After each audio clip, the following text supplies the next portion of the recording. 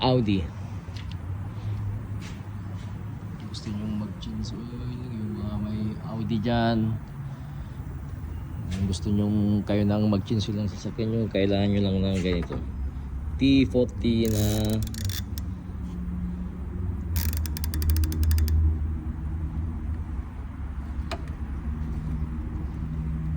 size T40 na ganyan para sa drain plug. Ayan, oh. Kailangan mo lang tanggalin to. Tatanggalin mo to, then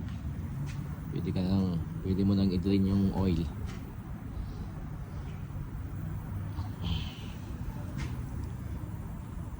Wala guys, pag magja-jack kayo, halimbawa kung sa bahay lang, huwag dito sa posisyong ito. Mag-jack kayo sa may dito sa side na ito, huwag sa harap kasi wala kayong pagja-jackan. Baka kung dito nyo gin na, hindi nyo rin matatanggal yung cover kasi malaki yung cover dito eh. Kailangan dun sa side, huwag din dito, baka mabend to kasi aluminum lang to eh, alloy yung mga ito eh. Kaya pag magja-jack kayo, mag-chinchin kayo dito sa side na ito para matanggal yung kuwan. Pag dito kayo nag-jack, wala kayong paglalagyan dito eh.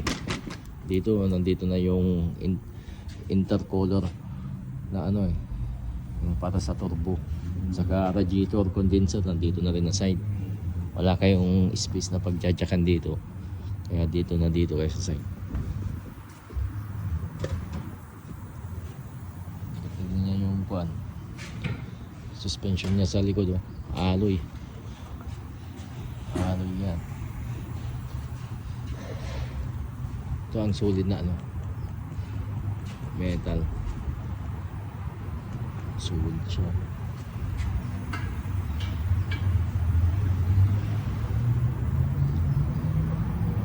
Audi A4 2.12.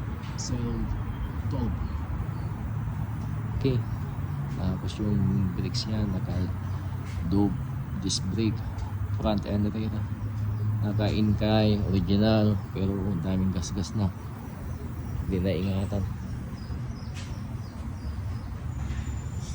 Ito naman yung Nissan, lasing yung may-ari oh. Ano yan, na-bend yung shocks oh. Dali, yung gulong niya sumabog, benta niya to pero subog pa rin. Sa likod kita yung gulong disalign yung gulong oh.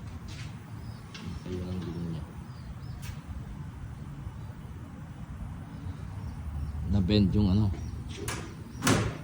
suspension sa luwar.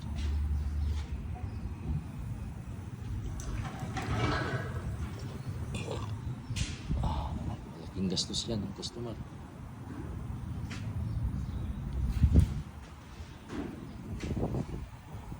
Okay, yun lang guys.